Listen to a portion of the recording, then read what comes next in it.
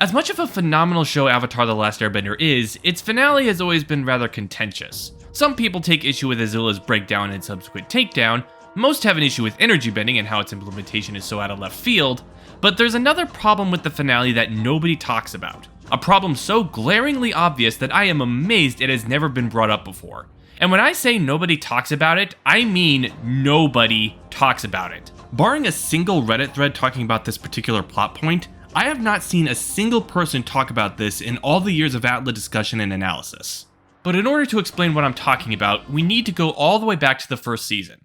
At the start of the show, it's difficult to say exactly what time of year it is, given that we're starting in the South Pole, but we know that the show must start sometime in autumn, likely mid to late autumn, because the establishment of Aang's deadline for mastering the elements takes place during the winter solstice. Sozin's comet will return by the end of this summer. You must defeat the Fire Lord before the comet arrives. Which was about 8 episodes into the season. The very next episode, the Waterbending Scroll, establishes that they are currently weeks away from the North Pole. I haven't even started waterbending and we're still weeks away from the North Pole. This is important because it gives us a rough idea of what sort of scale Avatar's world map is operating with. We know that the island where Aang learned about the end of summer deadline was in the Fire Nation, and given that the gang are traveling from the South Pole to the North Pole, the island is most likely one of these smaller ones at the end of the Fire Nation archipelago, meaning that it takes weeks by Sky Bison to travel from this collection of islands to the North Pole. Now, it's not clear exactly how far away that is, but given that the mode of transportation in question is flight, it's probably quite far, and the show makes a point of holding to vague distances at the start of the second season.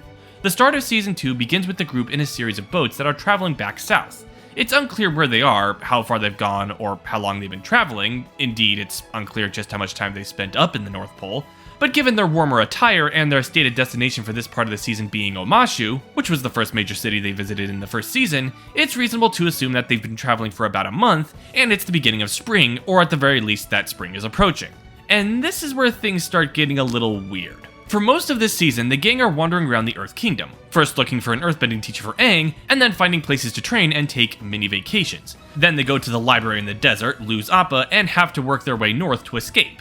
At the start of the episode, The Serpent's Pass, Sokka indicates that they are in an area south of Ba Sing Se. We just got out of the desert, so we must be around here.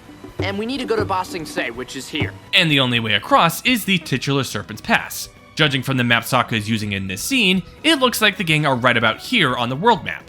Now, if you'll recall, the Serpent's Pass ends up taking them more than a day to cross, and there's no obvious indication that it takes any more time than that. So, what's the problem?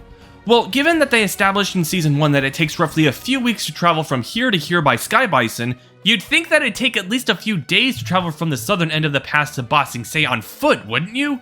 In fact, that's not the only weird traveling inconsistency this season. In Lake Laogai, the gang are led to believe that Appa is on Whaletail Island. Sokka once again points out specifically which island it is on the map, and Katara says, "It'll take us weeks just to get to the tip of the Earth Kingdom, and then we'll need to find a boat to get to the island." Which makes even less sense than the Serpent's Pass, because the distance between Ba Sing Se and Whaletail Island isn't just comparable to the distance between the Fire Nation and the North Pole, it's greater, possibly double the distance. And that's before you factor in that they are traveling on foot rather than by Sky Bison. Don't worry, on the way back we'll be flying. This trend of inconsistent travel time is exacerbated in the third season. The start of Season 3 begins with the gang in the western half of the Serpent's Pass Lake. We crossed through the Serpent's Pass a few days ago. And there's nothing wrong with that, but by the end of that episode, Aang flies from the western half of the lake all the way to the Fire Nation overnight. How? I mean, sure, it's not as big a leap as traveling on foot from Ba Sing Se to Whaletail Island in a matter of weeks, but he's just finished traveling a distance that is comparable to the distance between the Fire Nation Temple and the North Pole in a matter of hours. Traveling by glider, you should at least be a couple of weeks away from the Fire Nation. But okay, most of these inconsistencies could be explained by the map simply not being to scale, or the characters simply under or overestimating distances and travel time. That's not that big a deal in the long run.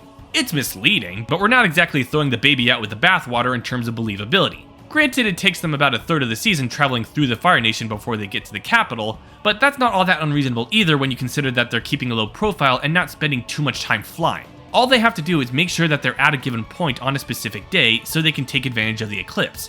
They can afford to take their time. And then things go completely off the rails in the finale. The first major red flag we encounter in Sozin's Comet is Ozai's plan for the Earth Kingdom. When you first hear it, it doesn't sound too absurd. It is appropriately horrific. burn the entire Earth Kingdom with a fleet of airships. But then we actually see the fleet, and it only consists of a dozen odd airships. And I don't know if you all noticed this when looking at the world map, but the Earth Kingdom is kind of a big place. How in the name of Guinevere's massive mommy milkers is a dozen airships going to burn an entire continent to the ground in a single day? I mean, yeah, they could do some serious damage, but I doubt they could burn the entire Earth Kingdom down. Oh, and that's just the first problem with the finale. The very laws of time and space are being drawn and quartered here. The gang fly all the way from the Fire Nation to the Earth Kingdom in a matter of hours, which I suppose isn't that absurd on the face of it, but then they fly all the way from the western end of the Earth Kingdom to Ba Sing Se within at least 24 hours. Zuko and Katara fly from Ba Sing Se to the Fire Nation capital within a day or so, and Sokka's team were able to get to...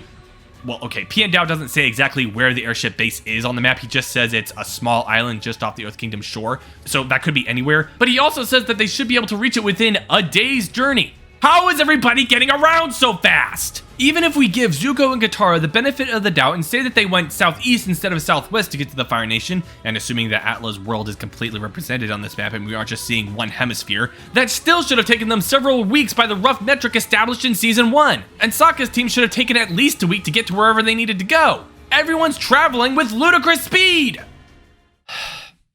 Guys, am I stupid? Am I just missing something really obvious that accounts for all this?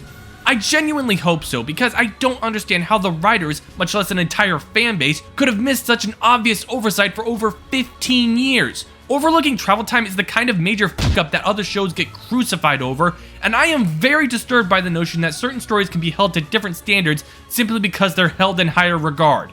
And I do want to stress, regardless of what you think about Azula's mental breakdown or how energy bending is implemented, the rest of the finale is legitimately great. Aang struggling with his own moral standards and whether he should kill the Fire Lord is legitimately compelling. Sokka's mission to destroy the airship fleet does a phenomenal job demonstrating just how far he's come as a character. I cry like a little bitch every time I watch Zuko and Iroh's reunion. I was never angry with you. I don't know how they could have solved this issue. Maybe split the team up earlier in the season so they have more time to get around and do all the things they need to do for the finale, or make the finale itself take place over a longer span of time to account for the need to travel so much. These aren't perfect solutions, but I honestly think that they would have been better than what we got, because what we got simply doesn't make sense. The finale, as it is written, could never have happened according to the show's own world building. And that is a damn shame.